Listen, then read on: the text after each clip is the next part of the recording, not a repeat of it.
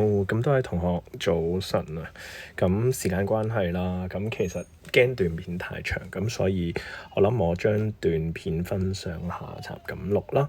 咁最主要就係因為好快就考中試啦，咁所以有段片叫做 for 大家一個 friendly reminder。咁就講一講翻即係2025年要留意嘅嘢啦。咁樣其實要留意嘅嘢咧，基本上咧我自己覺得嚇，首先我哋睇翻之前上堂都有講過㗎啦，咁就係繼2020年之後咧，第一次咧翻去到即係甲乙部唔再係選擇性去答啦，而係一定要 compulsory 答。咁以往咧，你會見到咧，我哋睇個數據就知啦，係咪？即係你睇下2018年啦，到2020年嗰個嘅五星星比率咧，其實76到82%咧就已經可以攞到五星星㗎啦。咁但係去咗新嘅玩法，即係2021到2024年嘅時候啦，其實你會見到個 cut off 已經去到82，甚至乎去到88%。咁你見到個 range 係有幾大嘅變化幅度？即係你考甲乙必答兩個答晒嘅話咧，其實你攞到五星星嘅成績咧，喺你哋以前操21到24年 past paper 嘅話咧，其實只係得五星嘅成績嘅啫。咁你見到呢件事都相當之唔同。咁即係話啲乜嘢咧？有咩想帶出嘅重點就係，如果你哋 aim high 嘅話咧，咁基本上係唔使諗㗎啦。你甲乙部係一定要讀晒嘅。咁讀晒同讀得好熟啊，讀得好啊，定係讀得識咧，其實有唔同嘅層次。咁我哋咧就好快去講一講究竟即係你哋有咩要留意嘅地方。咁當然啦，喺我嘅立場就係由於必答題冇得揀，咁一定有啲人係傻啊，一定係走嚟貼嚟溫㗎啦。總之坊間同大家講邊幾個 topic 係重要，你哋咪揀嚟讀咯。讀完就叫做對自己有所交代。咁所以咧，我哋不難估計大家嘅失手比率咧係應該會提高。咁如果大家失手比率應該提高，我哋應該落重注喺邊咧？就係一啲失手比率較低嘅題目，亦都即係咧以背誦為主啦，分析為次嘅卷二嗰度。雖然卷二咧佔咗成份中試卷嘅30%啦，但係佢失分嘅空間係相對地細。只要同學緊記翻阿 Sir 上堂講有邊啲嘅引文句子要背的話，咁下一集會講到啦。咁應該咧就喺填製同埋科舉制嗰度咧，要取分咧問題都不大。咁有幾個必答題嘅注意事項都想同學留意啦。就係近幾年咧，我哋會發現到一樣嘢嘅，唔知係咪 EAA 俾人鬧得多咧？鬧到佢咧必答題係改得幾鬆手。咁相對地，你會見到咧必答題嘅難度咧，亦都係會較選答題為易嘅。咁我哋咧基本上只係想考啲考生咧點樣去篩選啊，從個資料裏邊，呢個資料就係講緊嗰件事嘅嗰個重點啦。咁我哋可以睇下即係上年份卷嘅一啲例子啦，例如 2A1 咁樣，好直白問嘅咩係技藝喎，咁樣1分喎。跟住正常嚟講，你都希望佢DSE level 有少少層次啦。Sorry，佢一啲層次都冇，資料一劈頭第一句咋就已經話啦。技藝係包括機器、火器同埋行船，而你見到考評嗰個 marking 相當之清晰，無論你寫機器啦、火器啦，又或者行船嘅話，是但抄中一個都已經有1分，亦不存在於什麼抄多咗你會冇分嘅。簡單啲嚟講，你肯寫佢都俾分你㗎啦，相當之低層次。甚或乎我哋睇下2B 啊，2B 嘅問法都差唔多嘅啫，就問下官員同埋士資點解會反對維新派，即係維新活動嘅運動嘅原因啦。咁咧，招二咧又係，只要你識中文字，你知啲中文點解，你抄到嗰2句落去啊，就係廢除八股文啊，影響咗即係士資畢生準備啊，嗰個生源嘅前程啊，甚至乎裁撤不要嘅機構同埋衙門啊，導致到佢哋會失業。你咁樣抄落去咧，乜都唔使煩，有2分㗎啦。OK。咁當然啦，剩翻嗰2分嘅係問你即係改試策論啊，同埋你要寫到一句即係維新運動必然要講㗎啦。失敗原因就係佢哋觸碰到既得利益者嘅利益啊嘛。所以咧基本上你答齊晒嘅已經有4分啦。呢4分係20個選答題嘅4分，好多好多。咁所以啦，我哋講到第2個嘅時候咧，第2點就係我哋從來都係以資料為主嘅，所以我哋咧唔好花時間去諗點樣做釋論，唔好花時間去去落墨，哇寫到勁長，然後搞到後邊選答題冇時間答，因為我哋講緊完全係唔同 technique 嚟嘅，所以我哋需要考慮嘅部分咧，有一句我已經紅色咗俾大家㗎啦，就係你係要判斷自己有冇答漏 ，instead of 你係唔係答得唔夠。有冇答漏嘅意思，即係你要去做個 check point 睇下自己，喂，我係咪已經答晒佢提供嘅所有資料啦？如果佢已經做到晒嘅，咁咪得啦，唔使煩啦，係咪？好啦，跟住啦，第4個亦都係即係我頭先講到嘅部分，就係你唔好磨爛隻。OK，你同人分高下喺選答題度分高下。上年講緊20分啊，滿分一題嘅必答題，大把人17、8分。OK，你花勁多時間又係17、8分，人哋花少時間又係17、8分嘅時候，你咁樣喺度同人磨爛隻，你死路一條嘅啫。你唔夠時間做選答題嘅話，你溫得幾熟都冇用。所以啦，時間分配有個提醒啊吓，查咗添，有個提醒啊吓，45分鐘裏邊一定要完成甲乙部嘅分題，唔好諗啦。我寧願你 spare 多10分鐘出嚟做乜嘢咧？走去審題，因為你成班人一定係眼大睇過龍嘅，啲字眼咧一定會睇漏嘅。OK，我寧願你花10分鐘去買保險喺選答題度，好過喺必答題度，因為你失分極最多咪8分一題喺必答題度，但係後邊最多係15分一題啊嘛，你一離題係大鑊㗎啦。咁所以啦，記住啦，咁阿 Sir 都歸納咗啲重點俾你哋嘅。咁你想攞高分啦，攞上年嘅 DSE 題目嚟做準則就最好。你會發現咧，考評局咧對於史例嘅準確運用咧係特別執着同埋嚴謹嘅。上年甲部嘅部分問安史之亂啦，咁咧所以佢喺1B 嗰度咧就要求考生係寫到咧中央徵兵應該係要有13萬嘅喺抗期制底下，而兵陣嘅總士兵咧好準確㗎，個 marking 好少可寫到咁 detail 嘅486900。OK， 咁1B 咁樣問完之後，佢黐線到點啊？1D 嗰度佢再問多你一次同樣嘅問題，要嘅係考生相當多人忽略咗嘅呢點。我相信呢一個位咧就係即係2024年分高下嘅位啦，就係天寶年間因為唔同嘅原因變咗做剩翻8萬嘅中央禁軍啊。咁你變翻中央禁軍得8萬嘅時候，佢因為上邊你有好清楚嘅486900啊嘛，咁你就要好具體地話到俾你聽一個乜嘢叫做外重內輕嘅狀態。咁你再用數字去轉換嘅話，就會帶出到咧兵陣嘅總兵數係中央嘅6倍啦。所以邊度有得打安史之亂係一定安史叛軍一定打到入去長安咁滯嘅，喺個道理上邊。好啦，我哋甲部就係咁樣講呢啲數據為主啦。咁乙部嗰題又點咧？當年嘅8分咧就係問你呢個晚清立憲啦，同埋呢個四川保路同志會嘅。意思2嗰度啦，要求考生講啲咩咧？要識講到1906年預備立憲啦。OK， 跟住1908年頒布呢個欽定憲法大綱，為期9年啦。甚或乎要同學識呢個責任內閣，即係皇族內閣，然後裏邊要有13個人，甚至乎要強調到點啊？滿蒙加埋有8個人佔咗大多數，所以被戲稱為皇族內閣。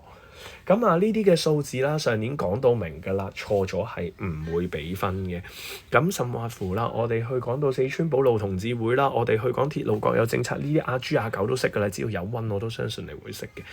但係咧，上年咧好 surprise 嘅，係好多人咧都會寫到四川總督趙爾豐下令鎮壓羊城成都慘案一事嘅。呢點咧俾我嚟講咧，我覺得係幾 surprise 嘅。但係你會見到啦，佢就係要求用一啲比較書冇主要提及嘅例子啦，攞嚟去作為分高下取分嘅關鍵點啦。呢個就係必答題要大家注意嘅內容啦。至於選答題嘅部分咯，選答題嘅注意事項，上年大家都會發現到一樣嘢，所有老師都好驚訝考評局好似諗通咗，佢唔再出25分嘅題目。點解唔出啊？改難改啊嘛！一改 A 老師、B 老師、C 老師個個差異咁大唔準啊，同埋咧一失可以失好多分嘅緣故，所以我相信考評局都學精咗㗎啦。咁啊參考咗 history 嗰邊啦，有咁細斬咁細啦，總之最好就唔好扣到大家分啊，最理想啦。咁所以如果今年佢竟然屁股痕癢出翻25分嘅題目，我係大家如非必要唔揀，除非佢擺咗喺秦朝係選答題25分嘅啫，呢條可以揀下。如果唔係嘅話咧，大家做硬炮灰嘅啫，因為你永遠估計唔到邊啲人會走去改25分，改你嗰個人係咪傻嘅？咁好啦，第二點啦，即係我哋講緊選答題要有嘅內容啦。其實你哋而家剩翻幾日嘅時間溫嘅時候，有咩重點要注意咧？你就要習慣去逼自己溫完之後寫啲 point 出嚟。啲 point 一定要包晒啲乜嘢咧？好簡單啫，方便人改啊嘛。第一句劈頭你嘅論點啦，第二句。OK，第二部分你見到有資料引用就引用資料啦，冇資料引用咪第三 part 直接落去史例嗰度咯。史例嗰度唔該大家時地人準確清楚，唔好搞亂。最尾啦，有一個好簡單嘅歸納分析，當然你要睇下同個題目扣唔扣題有關啦。咁10至15分嘅題目咧，基本上以而家考評局嘅狀態同埋立場嚟講，佢一定係會俾晒牽死分段㗎啦，你唔使咁擔心，緊記阿 Sir 教嗰個句號分號大法，界開晒所有資料去，你就知道應該要幫你分幾多段㗎啦。咁既然之前教咗，就唔喺度花時間講啦。咁最主要咧，基本上而家選答題可以問嘅類型都唔多嘅。咁大類型嘅話咧，都不外乎4、5、6。呢3種嘅啫，咁呢3種我哋去點樣處理咧？嗱，初階啲嘅冇問題嘅，你目標3或者4嘅同學，你唔需要搞到咁高層次㗎啦。但係如果你 aim high 嘅話，請你留意，你係應該要有原因近因，要有正面同負面影響嘅，因為你成個題目佢擺得15分，如果淨係問你原因或者淨係問你近因嘅話，嗰條題目係應該要有問題嘅。咁所以咧，我哋喺嗰個分析嗰度咧，記得要有橫向同埋縱向嘅概念啦。至於我同大家講咗啦，即係評鑑題，我哋第一樣嘢乜都唔好煩，最緊要第一句寫清楚自己嘅立場，同意就同意，不同意就不同意，寫咗先再諗後邊有啲乜嘢，因為你個同意同不同意係影響咗個考官去點樣批改你嗰個，即係因為佢一見到同意不同意咧，佢下一個 step 咧就係諗，因為你同意，所以佢會期望你有 A、B、C 3個 point，你係不同意，佢會期望你有 D、E、F 3個 point，所以你第一句清晰與否已經 default 咗佢去點改你嗰條題目㗎啦。咁既然係咁嘅話，為咗令條題目更加完整啦，你必須要喺即係後邊嘅部分要有駁論嘅，而考評局過往呢3-4年嘅經驗都係㗎啦，冇駁論嘅話，你唔使上到等級4㗎啦啲題目。好啦，好快咁講完題目要留意嘅地方啦，咁嚟到中間啲嘅部分就要講下究竟有乜嘢大業嘅 topic 啦。OK， 大業嘅 topic 咧，其實基本上咧，我哋即係同坊間嘅預計都唔會差得太遠嘅啫。基本上甲部嘅秦漢嘅中央集權啦、南北朝啦、隋唐嘅盛世啦，同埋明清嘅君主集權嘅。至於乙部嘅部分咧，我哋講緊咧即係入侵嘅第一題嘅。OK， 一定係會賴改革㗎啦。咁好多人都傾向覺得會問甲午同埋呢個八國聯軍之役啊嚇。咁如果問甲午加八國聯軍咧，呢條題目咧99.9999%咧都會組合少少改革嘅嘢，影響咗即係清朝晚清時期嘅政策係點樣嘅。咁至於第6條即係講緊乙部第2個選答題嘅部分咧，咁相信好耐都冇問過好高概率嘅袁世凱加軍閥混戰，亦都會係即係大家心目中嘅選擇啦。咁至於建國初年啦，我哋講緊嘅究竟係佢要問大家即係1949到1952年啦，定係講緊15計劃甚或乎，定係佢直接單刀直入喺選答題咁有勇氣問你文化大革命咧？呢個我哋喺選答題嗰個內容部分度，我哋再詳細去詳解下。咁好啦，跟住去到秦漢嘅部分，咁我跟住嘅嗰一 part 咧，就會每個 topic 好簡單，有啲重點嘅提醒啦。咁如果你真係有咩唔明，唔該你哋自己 WhatsApp 問我啦。咁我都係有答到幾多就答幾多嘅啫，因為 suppose 所有嘢要教都教晒㗎啦。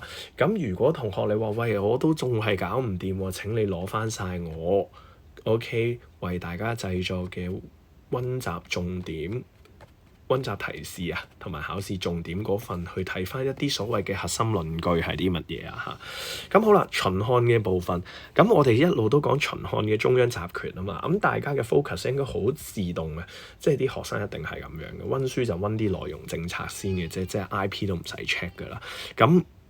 咁樣咧，其實係一個好大嘅謬誤嚟嘅，因為人哋條題目係想你知道秦始皇嘅中央集權政策點樣做到大一統，點樣將前邊由春秋戰國時代，甚至乎再早啲西周嘅時代，啲權力散收嘅。OK，如果啲諸侯唔合作咧，個天子咧去到東周嘅時候係冇佢哋符嘅，所以你係應該要講到什麼世襲啊，由中央任命官員，你要有一啲好 core 嘅概念喺入邊。好啦，咁啊，當我哋去咁樣明白嘅時候咧，所以我哋先會覺得大一統嘅重要性係尤其重要。咁大一統我哋講啲乜嘢都係不外乎文字啊、度量衡啊、交通啊、OK 版圖上嘅東西啦。咁呢啲大家自己溫書要注意啦。咁啊，由於即係大一統政策其實同個法家嗰個治國理念係好有關係嘅，咁所以你亦都要喺嗰度咧去回應翻啦，即係六國為民嗰個問題，點解佢要強調呢啲嘅措施？咁呢啲措施咧，基本上嗱，因為會問就係問影響啊嘛，咁啊針無兩頭嚟，一定有正面負面影響嘅。OK， 無論你講什麼將富豪啊遷到去咸陽啊，OK 制十二金人啊，甚或乎你講啊移風易俗等等嘅措施，你都會諗到正負面影響嘅。總之都係嗰句啦，理想高分一定要全面。咁去到漢武帝啦，漢武帝冇辦法唔講獨尊儒術啦。咁高階嘅一定係比較呢個秦始皇同漢武帝異同啊。不過我唔覺得佢會咁問啊，今年。咁所以咧，如果佢分拆問嘅話 ，A 題係秦始皇，B 題係漢武帝，可能10-50咁樣問嘅話咧，咁可能就會問大家士人政府嘅重要性啦。咁所以佢喺呢度就可能會問你哋儒家同法家之間個分別喺邊度。咁同學溫習嘅時候，亦都要留意翻啦，即係究竟士人政府嘅存在係啲乜嘢嘅意義，同董仲舒同佢自己個治國同嗰個背景啊，經歷完呢個文景之治，國勢足夠，國力足夠啦，可以去做一啲大規模嘅改革，同埋阻住嘅人都死埋啦嘛，係咪關呢啲事咧？又喺你哋溫書嘅時候可以留意。咁當然啦，即係我哋講中央集權嘅時候，我哋就一定係會講到秦漢嘅三公九卿制。咁可能喺呢度啦，你哋亦都要知道漢武帝啊。OK， 有一樣嘢加咗㗎嘛，係咪？咁加咗啲乜嘢？相信嚟到呢度你都答唔到我嘅話，你都係炮灰嚟㗎啦。咁自己記得要溫書咯喎。咁你呢個就影響到後邊。即係西漢啦，同埋東漢嘅政局啦。OK， 咁唔知我講咗咁耐嘅時候，大家回憶到個答案未啦？我俾少少提示你啊，即係關呢個霍光有關啊嚇。霍光當時個職位係咩啊？大將軍、大司馬、領尚書事啊嘛。咁大家應該記得個答案就係漢武帝整咗啲乜嘢出嚟，就係我哋所講嘅內朝啦。OK， 好啦，呢一樣嘢同學亦都係要識分啦，即係內朝嘅演變啊，點樣令到君主再將個權力比秦始皇嘅時候更加集中喺自己嘅手裏邊啦。好，第二 part 即係選答題嘅，又或者我哋今年 DSE 有機會見到嘅大熱啦。嗱，阿 Sir 照舊講法，南北朝係咪一律建議唔答？只要南朝佔嘅內容多過10分，一定唔答。如果佢問你北係夏文帝漢化政策齋內容15分嘅，你或許可以考慮少少答呢題。但係只要 OK 南朝嘅題目佔分好重的話，一律唔答，每年都係炮灰嚟㗎。OK， 冇一例外啊！即係我叫你講南朝講宋齊梁陳，我叫你講東晉4大族啊，4大姓氏係邊4個你都講唔到嘅時候，不如唔好揀呢題啦。呢條改嗰啲又唔熟，答嗰啲又唔叻，與其要做炮灰，浪費咗你2年幾讀中史嘅話，不如唔好揀南北朝算啦。OK， 好啦，至於隨堂嘅部分，今年高概率會問自治嘅原因，而盧 Sir 咧心目中個感覺都係會問開皇同埋貞觀嘅啫。咁啊，既然要問治字嘅原因咧，基本上你100%要知嘅係乜嘢咧？就係隋唐立國前嘅背景係啲乜嘢？因為佢係基於之前發生過啲乜嘢事，先會再推行有關嘅集權或者有關嘅制度嘅啫。所以咧，你前邊啲嘢熟咧，你先會答得到嘅。咁啊，加上咧，佢背嘅內容相當之多啦。咁佢可以分高下嘅重點咧，喺我眼中啊，離不開佢唔會問你數字咁黐線嘅，佢會問你人名，佢會問你名臣，佢會問你名臣有乜嘢創建。所以啦，隋朝嘅部分唔使諗㗎啦，都係阿高永啊、牛弘啊、蘇威啊呢啲，你知道佢哋做咗啲乜嘢。OK， 唐朝嘅你起碼識咩？長孫無忌、李靖。然後房玄齡啊、杜如晦等等等等，最好識埋佢啲背景添。你只要熟讀晒呢所有嘢，基本上你個分數已經達到基本盤嘅要求㗎啦。咁啊，我記得有年好黐線啦，就係問唐太宗一個資料，問佢出自邊本書啊嘛。當年個答案係貞觀政要啦，大部分人都答錯。即係你會見到考評局以為你哋識嘅嘢咧，我成日都話佢眼高手低，佢覺得考生好叻嘅，但係佢哋咧即係離開咗前線太耐啦，出院嘅人，咁所以咧有陣時總會忽略咗呢啲嘅啫。咁既然你都捉到佢條路，會大概問乜嘢方向嘅話，請大家熟讀所有嘅嘢啦。可能唐朝嘅你咪識埋孔永達嗰啲咯，即係18學士嗰啲啊，唔會走得甩㗎啦。OK，咁啊，如果佢真係問高階嘅，我覺得啦，即係都一啲比較經典嘅題目係會有機會嘅，就係問大家啦，就係隋朝嘅開皇啦，或者唐朝嘅貞觀啦，甚至乎唐朝嘅開元，邊個更適合稱為盛世嘅？咁阿 Sir 俾定方向你啊，真係咁樣問嘅話，按住呢個方向答。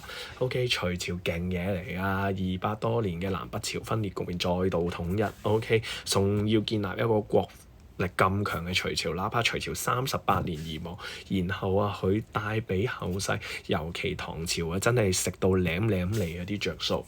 OK， 呢樣嘢就係你答隋朝係盛世，適合講係盛世嘅方向，因為佢做好多嘢，甚至乎唐朝都係 based on 佢提出嘅措施而去再有所去更新嘅啫。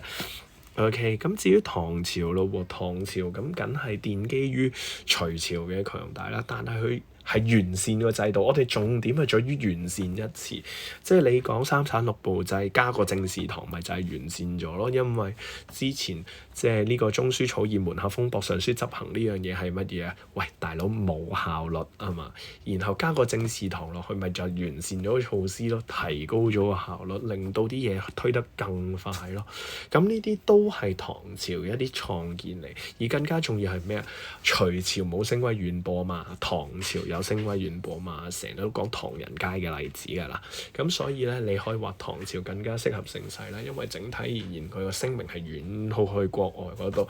咁你咪講翻呢個天可汗咯，係咪有呢個天可汗參道咯？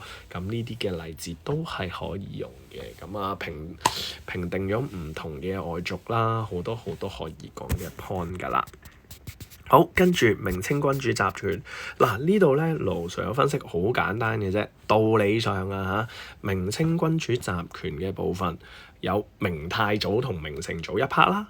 OK， 呢個係講集權嘅內容嘅。第二 part 啦，清初民族政策啦，先講 A 就係漢族啦， B 就係邊境民族啦，然後再去到清朝嘅君主集權嘅。咁我哋講緊嘅咧就係呢個南書房軍機處同埋密接制度。嗱，又係 theoretically 啊嚇，你秦朝係大熱咧，你冇理由咧考評局咁黐線嘅，全部都出集權措施嘅，我打死都唔信。佢咁樣出完份卷都應該俾人鬧嘅，所以我嘅估計咧，佢會偏向問大家重心喺個民族政策度，然後次啲咧就喺明朝嘅特務政治，再加有機會問大家內閣制，又或者偏門少少問你哋南書防軍機處，但係成條清朝嘅記錄我自己就覺得唔高嘅。咁啊，明朝如果講到內閣啦，即係廢相梗係講內閣啦，係咪？明太祖開始有四副官啦，係咪？明成祖有呢個內閣啦，梗係殿閣大學士啦，跟住我哋成嚿嘢都即係明朝好受內閣制影響。當然張居正已經勾咗個 syllabus 咁滯，我哋唔需要再點咁去講㗎啦。咁但係我哋都有個關鍵㗎嘛，就係內閣個重點在於乜嘢？佢淨係得執行權冇決策權㗎喎。咁究竟呢樣嘢係令到軍權越嚟越強大啊？軍權即係完全係冇人限制到啊！呢個值得去諗啊！咁啊，去到清朝嘅部分啊，大家都好清楚啦。點解要搞呢個南書房同軍機處啊？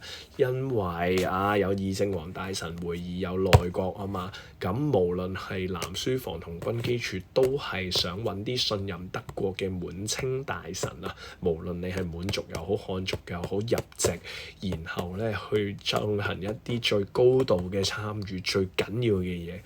OK，咁你都會發現個共通點就係君主想進一步去將一啲限制自己獨裁獨斷嘅一啲機構組織咧，就係移除，去令到個權力集中喺自己手裏邊嘅啫。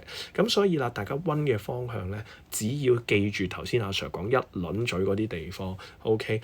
聽唔切唔緊要嘅，聽多幾次或者0.75個速度去。咁咧上集咧就大概嚟呢度，下集咧我就會去講，因為太長啦，我要分兩段錄。如果唔係咧，我會錄得好唔完整嘅。